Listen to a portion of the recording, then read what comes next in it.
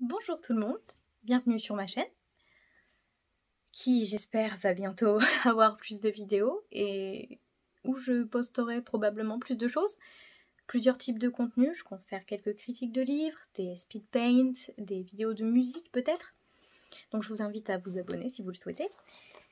Aujourd'hui je vais vous montrer comment dessiner un portrait. Donc je me suis basée sur Thomas Shelby, donc voici le résultat. Je vais vous donner des conseils sur le dessin en général, donc pas uniquement sur ce portrait, vraiment pour faire des portraits en général. Voilà, donc j'espère que ça vous plaira. Je vous invite à vous abonner et sans m'attarder beaucoup plus, je vous en prie, on y va. Alors, premièrement, je conseillerais de prendre une photo en plutôt bonne résolution. C'est pas forcément la meilleure photo, mais bon, celle-ci marche plutôt bien. Surtout de prendre une photo où il y a des contrastes présents. Donc ici, on voit bien les contrastes entre la lumière et le sombre qui va définir le visage. Le but dans un portrait, c'est vraiment d'éviter les traits et de tout construire avec des ombres. Donc, surtout l'ombre et la lumière qui est très importante. Et du coup, les valeurs, les différentes nuances de gris, surtout quand on fait un portrait au crayon. Voilà, voilà. Alors, déjà pour commencer, quand on fait un portrait, le truc le plus important à faire, c'est vraiment tout ce qui est proportion et ressemblance. Donc c'est les deux maîtres mots du portrait. Premièrement, à chaque fois qu'on commence un dessin, en général, on commence par des formes géométriques.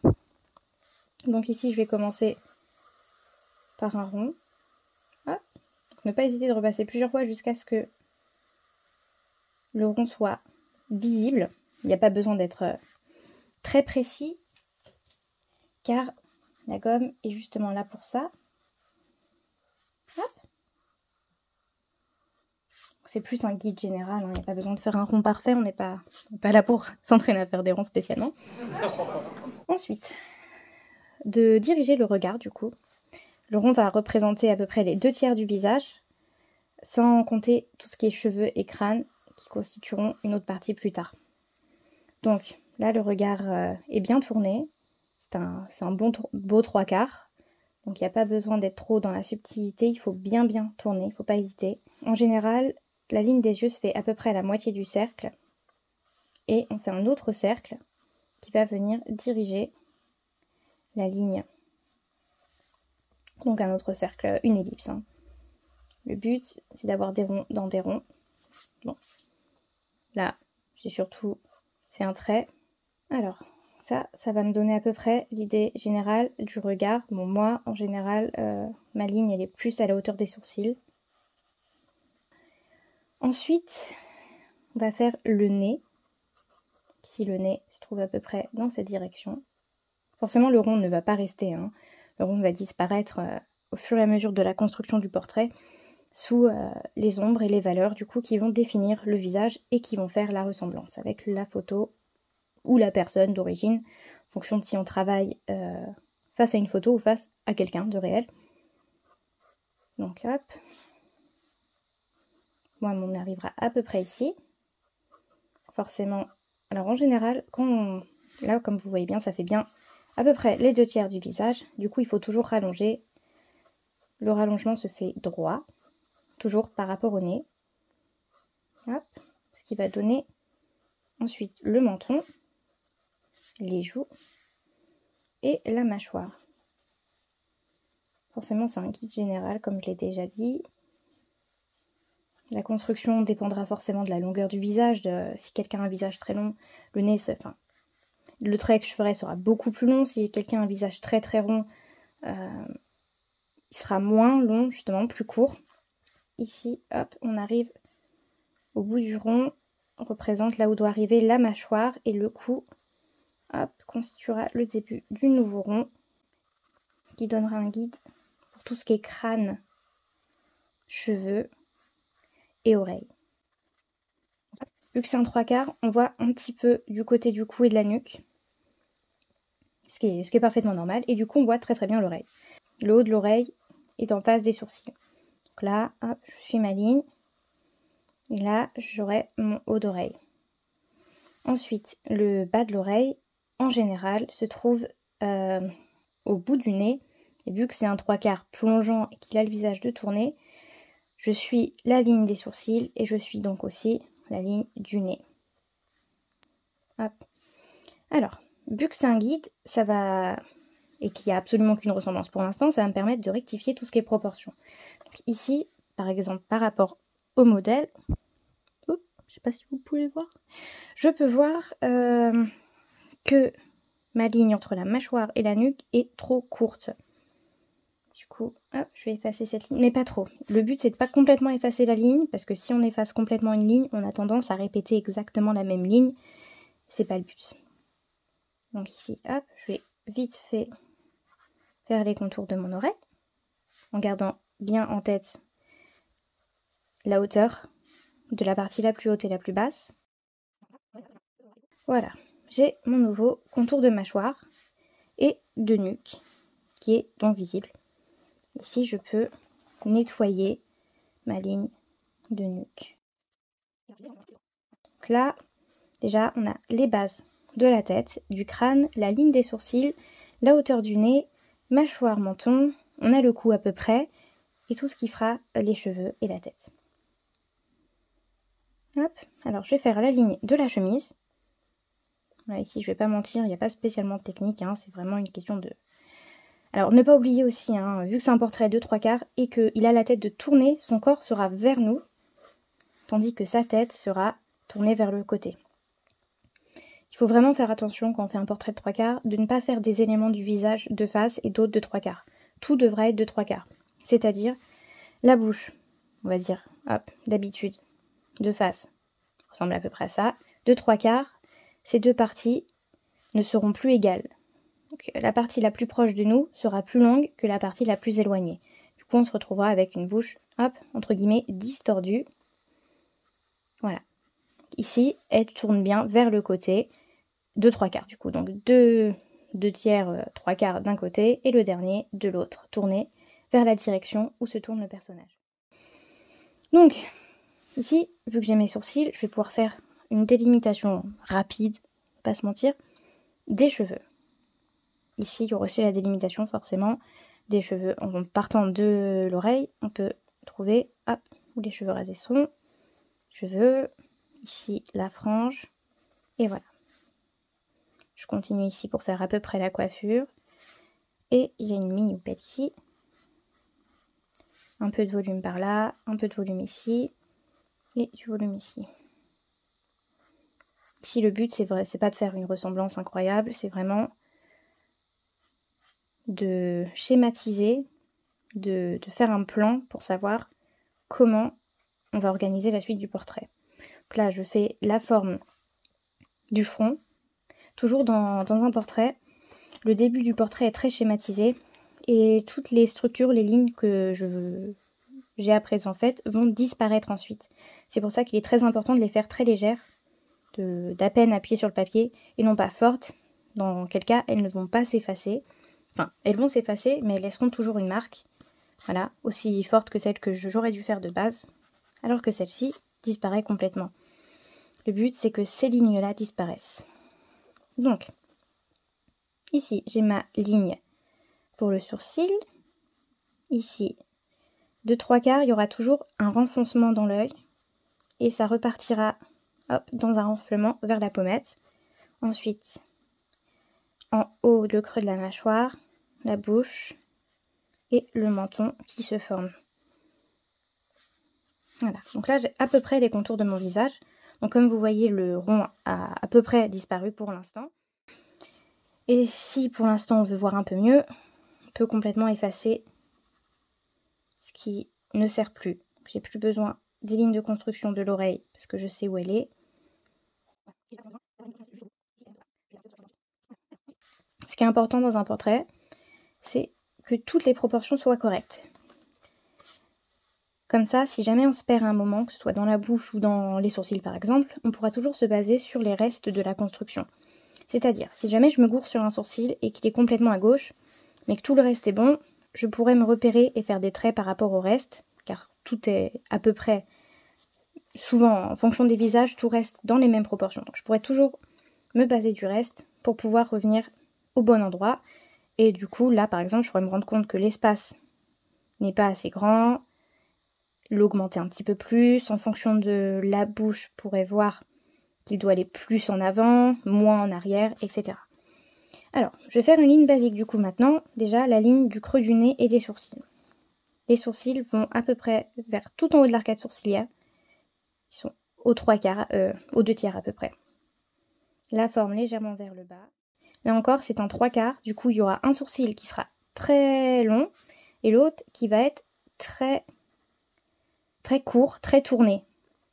On verra plus le devant du sourcil, cette partie-là, que la queue du sourcil qui va quasiment disparaître en général, elle disparaît même totalement, car elle est du côté qu'on ne voit pas, celui où la tête est complètement tournée.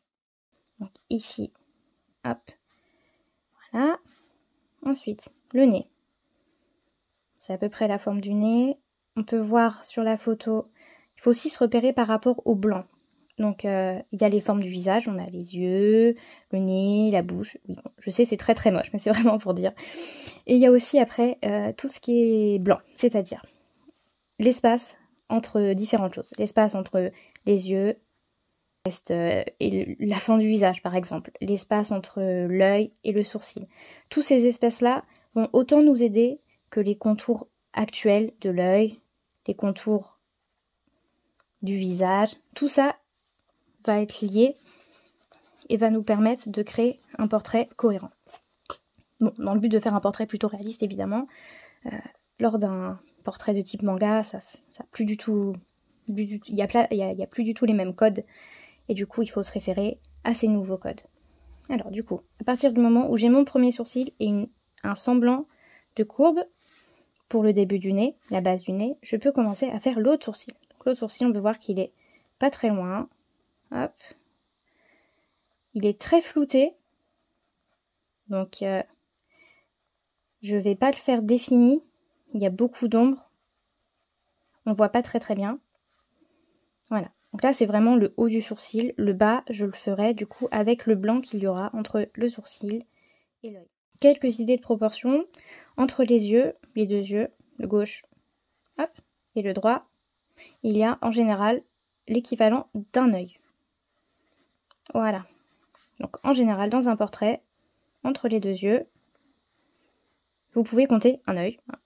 Ça permet vraiment d'éviter de faire des grosses erreurs de construction.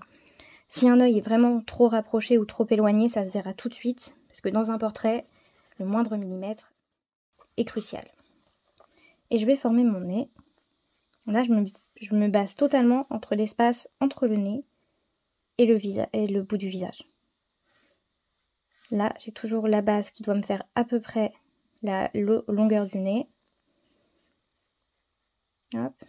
Et la forme du nez, après, forcément, ça dépendra des personnes. Mais en général, je compte toujours cet espace de l'œil jusqu'à peu près les 3/4 du nez, pour être sûr d'avoir un nez qui soit pas trop court. C'est une erreur très commune et qui est très facile de faire. Souvent, on a peur de faire un nez trop long et on se trouve avec un nez trop court. Hop. Alors, encore une fois, pas hésiter à se référer aux autres parties du visage.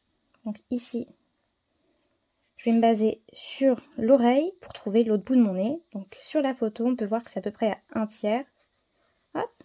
Donc là aussi, ça me permet de vérifier mon autre narine. Mon autre narine est au bon endroit. Comme on peut le voir, elle se trouve, hop, pile où il faut. Descend un peu plus bas. La naissance de la narine est toujours plus haute que forcément le bout de la narine. Et là, retourner sur un autre endroit du visage. Donc là, on va faire le schéma de l'œil, qui vont me servir à créer mon futur œil. Alors, encore une fois, la hauteur. Voilà. Donc, il faut toujours vérifier sur toutes les autres parties du visage si j'ai à peu près mon carré où va se trouver mon œil. Donc, le coin interne de l'œil se trouvera au même endroit que le coin interne ici, qui est caché par le nez. Il est caché par le nez parce que c'est un 3/4. Et du coup, le nez le couvre. Donc, on peut l'imaginer, hein. Il sera à peu près ici, le coin interne. Et le coin externe, ouf, ça dépend vraiment des personnes. Donc bon, là-dessus, j'ai pas vraiment de conseils de proportion à donner. Donc ici, je vais le mettre à peu près ici, il me semble à peu près au même niveau. Ensuite, Hop, on fait la forme globale de l'œil. Alors ici, ça me confirme que cet œil est trop grand, que la base du nez est encore une fois trop écartée, trop en arrière. Hop, je la ravance encore. Voilà, j'efface, je refais une ligne plus claire et moins appuyée. Et ici, je peux me rendre compte que le creux n'est pas assez profond. Simple à corriger. Je le fais légèrement plus profond. Voilà. Alors, je vais continuer mon nez. Maintenant que j'ai fini cet œil-là, je peux retourner plus que vers le nez, vers le sourcil. Parce qu'il me perturbe. Alors, ici, il fronce légèrement les sourcils. Du coup, il y a une ombre qui se crée. Il y a une forme ici. Ici, il y aura une ombre entre le sourcil et l'œil qui va jusqu'à peu près au bout, qui est cachée ici par le 3/4. Et voilà. Ici, on peut voir des petites cernes. Il ne faut pas avoir peur de les faire, mais il faut les faire très très légères. Dans un portrait, le moindre détail ressort vraiment très très fortement. C'est pour ça que le moindre centimètre, le moindre millimètre à côté va foutre en l'air tout un portrait. Alors je vais récupérer ma gomme qui vient de se foutre la main. Ah oui, je la récupère avec mon pied, me jugez pas. Alors là, je suis plutôt contente pour l'instant. Je trouve que la ressemblance est plutôt correcte. Du coup, je vais continuer dans mon portrait. Je vais continuer mon nez, comme j'ai dit. L'autre bout du nez, coin interne de l'œil, je vais le baisser tout en bas. Je vais essayer de le garder forcément bien parallèle à la ligne du nez. Important de faire des lignes parallèles et non pas de faire une ligne comme ça et une ligne comme ça, sinon ça ne sert absolument à rien. Voilà. Coin interne ici, hein, là, ça va être l'ombre qui se trouve plus tard. Donc je délimite les ombres fortes. Tout le reste, les ombres, par exemple les cernes, je les ai délimitées mais très très légèrement. Si je passe un coup de doigt dessus, ça part tout de suite. Le but c'est de délimiter le moins possible. C'est de ne pas faire du coloriage. Je vais créer les ombres comme ça et la forme, elle se créera toute seule avec le bout de mon crayon. Alors, le bout de la narine, j'avais mesuré sur l'autre œil, du coup j'ai pas forcément besoin de le remesurer. Ce sera quelque part, hop, là-dedans. Si on prend en compte le fait que, hop, le visage forcément a toujours une forme arrondie, du coup on gardera toujours des lignes sphériques et non pas des lignes complètement droites au niveau horizontal. Alors le bout du nez est ici, si on peut voir qu'il y a une petite ligne ici, l'arrondi qui se trouve ici. Là, il ne faut pas que je descende plus bas parce que c'est le bout du nez. Hop. Et ici, je vais venir créer ma narine. Donc ici, ce sera la seule visible, car c'est un portrait de 3/4. Et l'autre, on ne verra que l'ombre de cette narine. Alors, les smile lines, les rides du sourire, je sais pas non plus quoi, je me souviens plus comment on dit ça en français, partent toujours du haut de cette forme-là, de cet endroit. Toujours la narine, parce que pour moi, ça continue la narine, hop, jusque là. Donc, elle part de cet endroit-là et elle suit forcément le sourire de la personne. Donc, c'est très personnel, mais elle partira toujours de cet endroit-là très, très précisément. Alors, des fois, on a l'impression que ça part de plus loin et tout, mais ça reste une illusion d'optique, c'est en fonction de l'éclairage. Donc, si on veut rester correct niveau proportion, il faudra quand même partir de là et la dessiner de là pour ensuite faire disparaître cette ligne avec une gomme ou quelque chose. Mais il faut vraiment partir de cet endroit en tout cas. Alors là je pars de là. Et voilà, moi c'est ce que je vois. J'en fais pas plus parce que ce genre de rides, ça vieillit très très vite un visage. Il faut vraiment en faire très très peu, les faire très très légères, très subtiles. Je commence à effacer mes lignes de construction parce que je trouve que mon haut du visage est très très bien intégré et ressemble fortement à mon image de base. Comme vous voyez, ça part très très bien, facilement, pas de problème. Et du coup, je continue ma construction. Ici aussi, il y a une ligne. Donc, elle part normalement de la narine qu'on ne voit pas. Donc, je vais quand même partir de là pour faire cette petite ligne. Très important, c'est vraiment ce qui fait le caractère et la ressemblance, ce genre de petits détails. Ici, je fais l'ombre sous le nez. Et je vais commencer à faire la bouche. Alors, la bouche, pour moi, elle part en dessous l'oreille. Je vais faire ma ligne qui part, hop, jusque là où j'ai créé mon petit creux. Hop, j'efface, pardon, celle du dessous, car elle ne me semblait pas bonne. Et je vais venir construire la lèvre. Alors, pour moi, une lèvre, en général, de 3/4, ça part d'un tiers de l'œil. Donc, je vais compter un tiers de l'œil. La ligne va être verticale, bien perpendiculaire. Oui, perpendiculaire et parallèle à la ligne, du coup, du nez, perpendiculaire à celle des sourcils. Parce que c'est une ligne verticale. Donc, je ne vais pas la faire arrondie comme celles qui seront horizontales. Pour moi, là, ça va constituer le coin externe de la bouche. Ensuite, pour moi, je vois là mes deux points supérieurs. Hop, la forme. Il y aura beaucoup d'ombre, donc je m'occupe pas trop des détails. Et ici, hop, on voit à peine le coin externe opposé à nous. Ensuite, l'intérieur.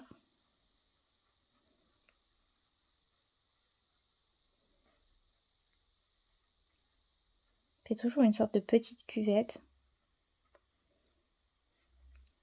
Ici, il y aura de l'ombre. Et la partie inférieure, la lèvre inférieure. Alors là aussi, la lèvre inférieure, ici, ce sera allongé, droit, toute petite ligne. Parce que c'est le côté qui est tourné. Voilà. La petite ombre entre la lèvre et le menton. Ici, il y a une ligne d'ombre entre les deux, très foncée. Donc je la marque bien parce que je vais devoir la marquer plus tard. Et la ligne du menton vers l'extérieur, je la fais très très très très légère parce que elle est presque, enfin elle est presque pas visible. Elle est vraiment ombrée légèrement. Ici, il y aura le menton qui lui est pas mal ombragé. Tout ça, ce sera ombré. Je fais les lignes de la fin de l'ombre et du... Hop. Voilà. Donc là, il y aura la lumière. Et ici, l'ombre. Je le marque vraiment schématiquement pour pas l'oublier. Et je vais continuer le vêtement.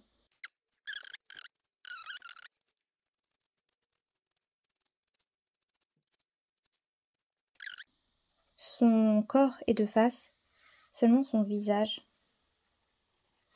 est de profil, de 3/4.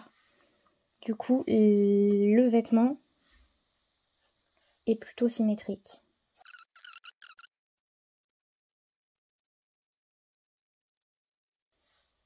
Voilà. Hop. Ici, j'ai à peu près les grandes lignes du vêtement.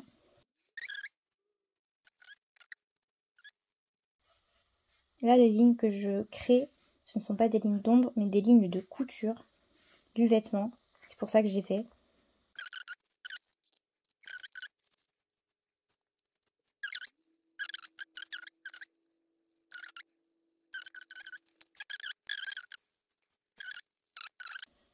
Voilà. Alors maintenant, je vais faire mes lignes d'ombre nettes qui vont venir vraiment créer le contour du vêtement. Ici, du col de la chemise et de la cravate.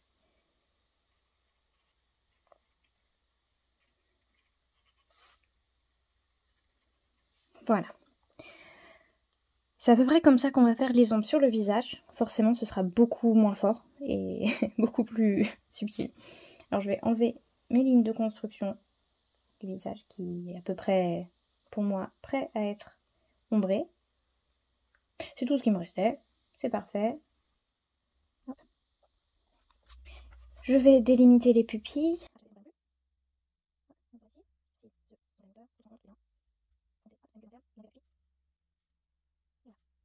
Si j'ai à peu près les bases de mon portrait.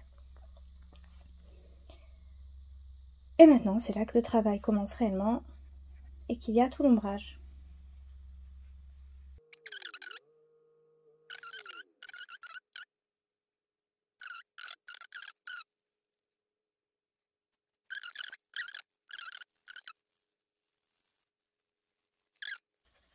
Il vaut mieux toujours commencer par en faire pas assez que trop. Donc si jamais vous avez peur, vraiment commencez par une ombre très très légère, limite à peine visible, et venez l'assombrir au fur et à mesure en repassant. Et en repassant. Et encore jusqu'à ce que l'ombre vous satisfasse. Pardon.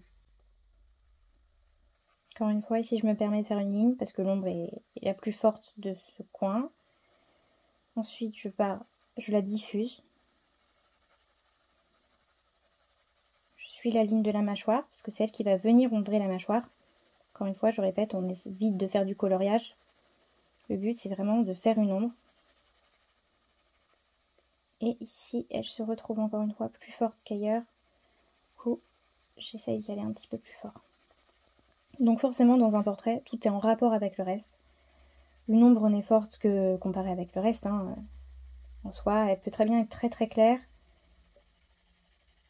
Si c'est un portrait de quelqu'un que vous avez, qui a pris une photo par exemple en plein soleil, les ombres seront plus claires. Du coup, il faudra vraiment regarder le reste du visage. Ici, ça paraît très foncé par rapport au reste, mais vu que je vais tout foncer après, à peu près, quasiment tout en tout cas, ça va vite ressortir. Alors, ici, mon oreille est plutôt bien. Je vais venir ramener maintenant de la lumière dans les endroits que j'ai ombrés ou où il y avait des lignes de construction qui ne doivent pas être aussi foncées. Donc, ici, il y a une ligne de lumière que je vais ramener et ici en haut de l'oreille. Et après, je vais forcément revenir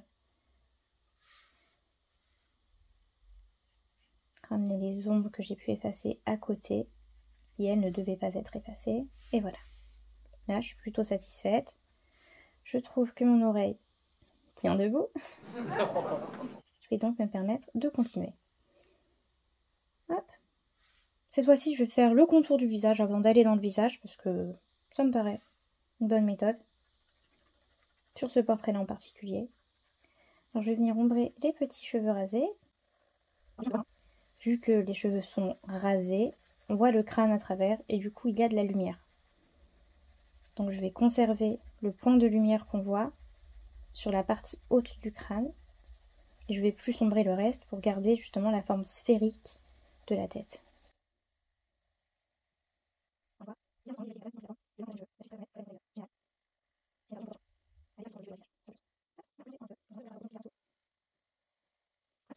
Si ça me paraît bien, je vais arrêter là pour l'instant et je vais monter plus haut. Donc on va commencer les cheveux. Les cheveux aussi, il y a du mouvement, il y a des mouvements des cheveux, il y a la lumière aussi. Donc, en général, je fais différentes parties en fonction de ce que je vois dans les cheveux de la personne. Ici, je vois ici, petite indentation, je vois un peu de volume ici, petit point de lumière là, je vais essayer de le conserver. Je repasserai plusieurs fois sur les cheveux, quoi qu'il arrive. Les cheveux, c'est quelque chose qui prend du temps. Pour les cheveux, il ne faut pas hésiter d'y aller, de gommer, de revenir, de repartir ailleurs entre temps, prendre différents crayons. Hop. Je suis satisfaite de ma mini touffe, du coup je vais continuer sur une autre. Donc moi c'est comme ça que je travaille sur les cheveux. C'est vraiment petit bout par petit bout. Donc ça dépendra des personnes, de votre technique, de ce que vous souhaitez faire.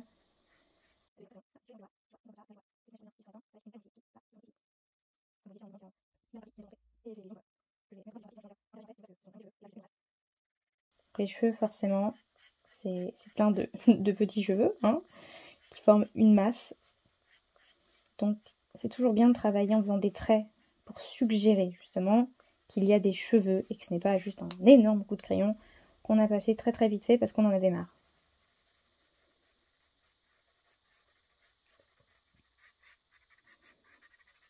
Donc les cheveux aussi ont des ongles. Donc quand il n'y en a pas, en général, je les crée pour pas que ça fasse trop fouillis.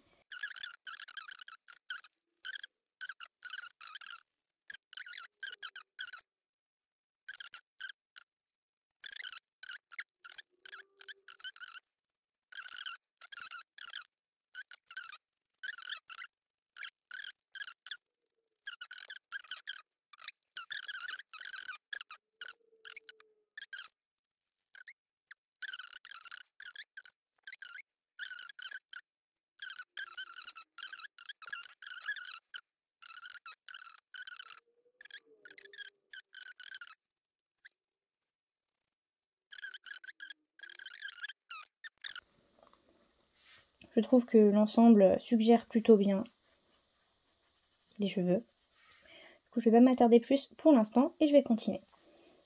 Comme je l'ai suggéré sur les vêtements, il y a l'ombre nette, l'ombre qui va définir, et l'ombre portée. Les cheveux font une ombre portée sur le visage. Donc ici, on peut en voir plusieurs. Je pense que bon, forcément, c'est Peaky Blinders, c'est une série télévisée, il doit y avoir beaucoup de lumière. Donc ici, on voit une lumière qui vient de là et une lumière qui vient d'ici. Alors, cette lumière-là va venir impacter sur la masse des cheveux.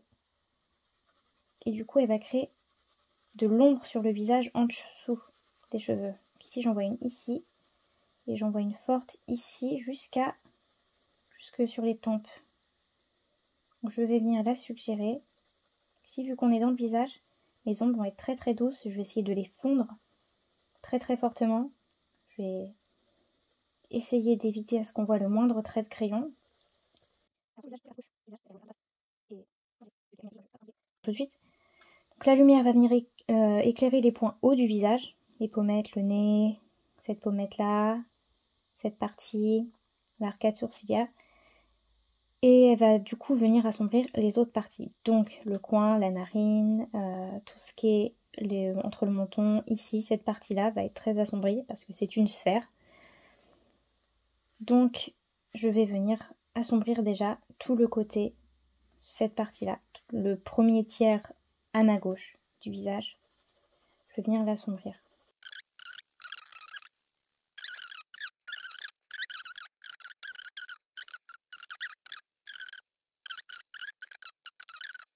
Les ombres qui viennent sur le côté de la mâchoire, déjà, qui viennent en dessous de l'oreille. Ici, je vais le redéfinir plus. Je trouve que c'est pas assez défini. Ça fait partie des points sombres du visage et de ce portrait. Les points sombres, les points les plus sombres sur l'image doivent être les points sombres les plus sombres dans votre portrait. Donc c'est ça les valeurs, c'est vraiment la différence qu'il va y avoir entre cette partie-là et cette partie-là. Donc il y aura du sombre, du très sombre, du moins sombre, du clair. C'est vraiment le mélange de tout ça qui va créer le portrait, qui va faire que c'est un volume, que c'est pas un ensemble de traits, et que c'est un peu comme une sculpture. J'ai toujours eu l'impression de sculpter dans du papier quand je faisais un dessin. C'est une expression assez difficile à expliquer, mais... Alors, maintenant je vais faire l'ombre de la pommette. Alors cet acteur a des pommettes très hautes et très définies. Du coup, je viens faire l'ombre très très haute, et je vais la faire plutôt sombre, parce que les pommettes sont définies. Les pommettes sont bien ombrées.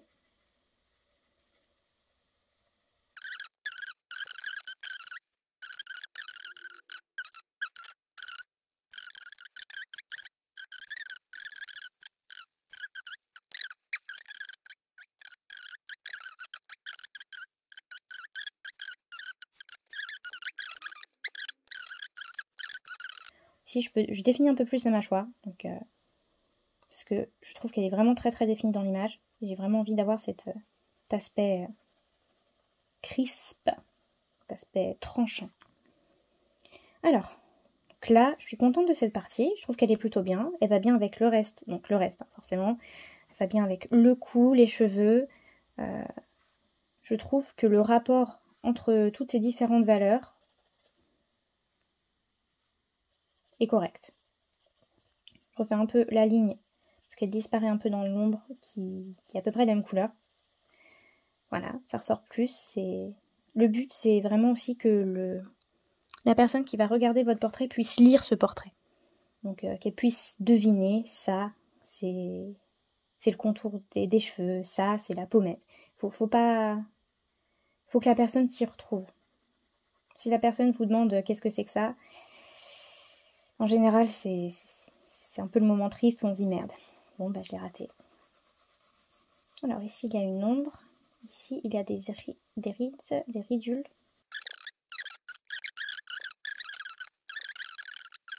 Ici, hop, je viens faire l'ombre entre les sourcils. Et alors, l'ombre est importante car elle fait aussi ressortir la lumière. Sans cette ombre-là, cette partie-là ne serait pas avancée. Donc cette partie avance, elle prend de la lumière parce que j'ai ombré entre les deux sourcils.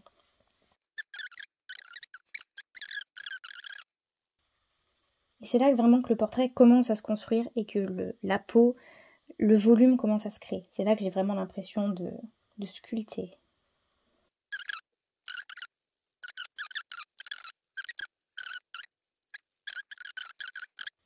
Et c'est là où il n'y a pas besoin de faire ces marques de repère absolument partout. Il faut vraiment noter ces ombres stratégiquement pour pas que ça vienne empiéter sur le travail d'ombrage qui suit la construction du portrait.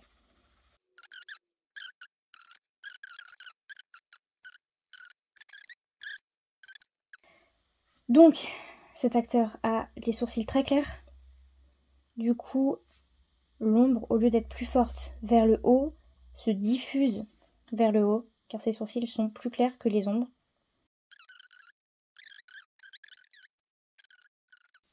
Ensuite, le contour des yeux, donc il y a les cils forcément, donc les cils ici on ne les voit pas, ça fait une ombre, donc je crée une ombre.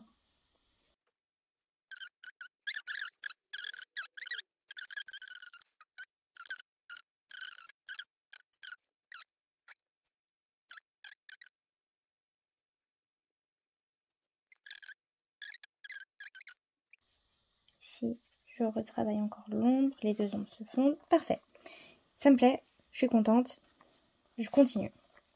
Donc la cerne est ombrée, hein. C'est pas complètement lumière, donc j'ombre très légèrement. En dessous la ligne des cils inférieurs, il y a aussi une petite ombre, donc je viens la faire.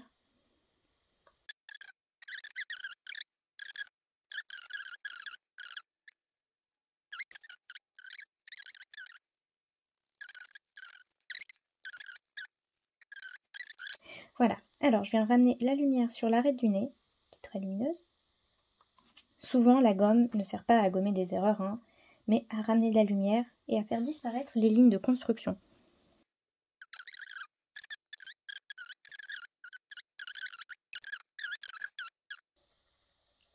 C'est vraiment ce jeu d'ombre et de lumière qui va faire avancer et reculer des parties du visage.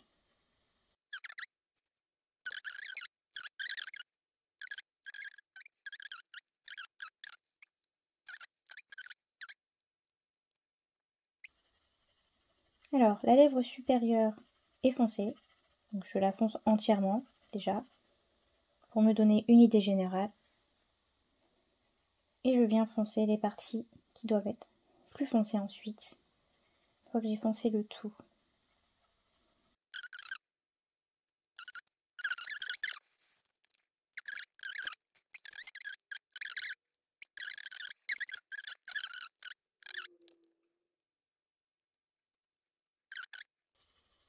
C'est ce qui va faire ressortir la lèvre inférieure.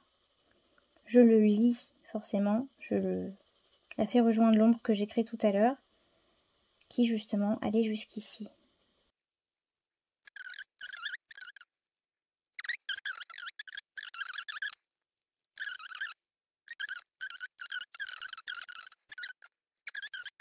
Ici, il y aura une ombre.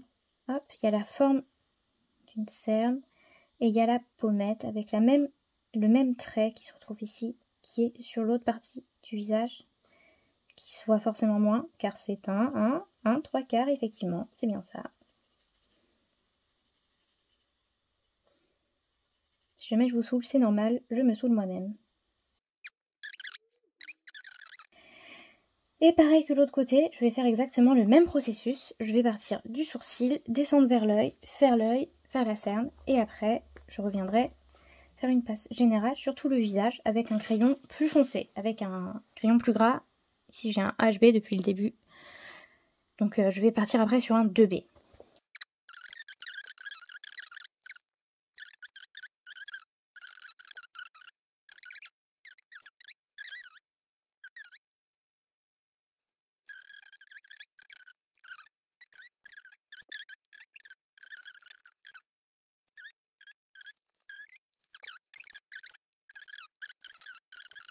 Comme vous voyez, je suis en train de nettoyer les contours pour avoir des beaux contours bien lumineux, bien propres. C'est vraiment l'utilité de la gomme. En général, dans l'art, c'est pas vraiment d'effacer, c'est vraiment de nettoyer ou de ramener de la lumière. Pas l'utiliser à tout va, comme vous avez pu voir, je l'ai vraiment pas utilisé énormément. Voilà. Une fois que j'ai nettoyé ça, je vais re-regarder mon portrait. Ici, je peux voir qu'il faut que je rajoute des éléments un peu plus sombres en dessous de l'œil pour le faire ressortir. Voilà. Je viens de créer une petite ligne pour refaire un peu la forme. Et au-dessus, dans la paupière, dans la pupille, pardon. Voilà. Alors, là, ça me convient plutôt bien. Maintenant, je vais passer avec mon fameux... Alors, pas 4B, on a dit 2B. Donc, ici, tout me paraît plutôt bien, hein, je vais pas vous mentir. Là où je veux rapporter un peu de contraste, ça va être aux lèvres. Je trouve encore un petit peu clair comparé au reste, au portrait, en fait, et comparé à mes yeux. Ici, ça me va, donc sur le côté ici du crâne, et un petit peu sur les cheveux, sur vraiment les côtés foncés. Je veux que ça pète un peu plus, on va dire.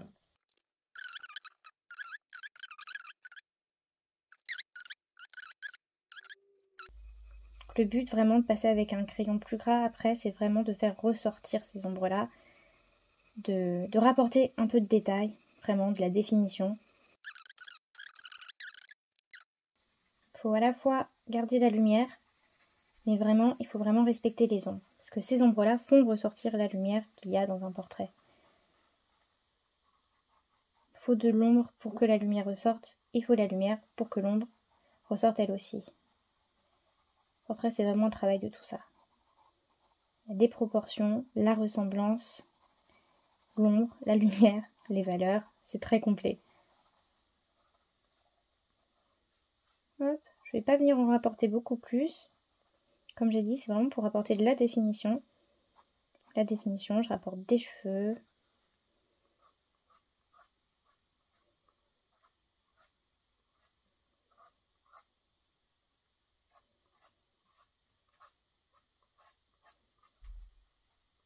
Voilà. Ça m'a l'air plutôt bien. Je suis contente. J'ai fait ce que je voulais faire. Du coup, bien comme l'autre partie. Voilà. Et oui, j'utilise ma main gauche.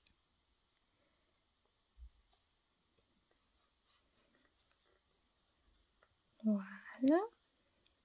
Encore une fois, ça, je nettoie. Je viens nettoyer les bords. Voilà. Je viens nettoyer le haut des cheveux très légèrement. Parce que les cheveux peuvent être un petit peu, comment dire, en bataille. C'est vraiment la peau qui doit pas l'être. Bon, les cheveux, c'est pas trop grave. Et voilà. Je vais donc considérer que mon portrait est fini. Il me plaît. Je suis heureuse. Je trouve que la ressemblance est présente. Les proportions, pour moi, sont respectées. Et voilà, je vais donc vous laisser ici. Et je vous souhaite une bonne journée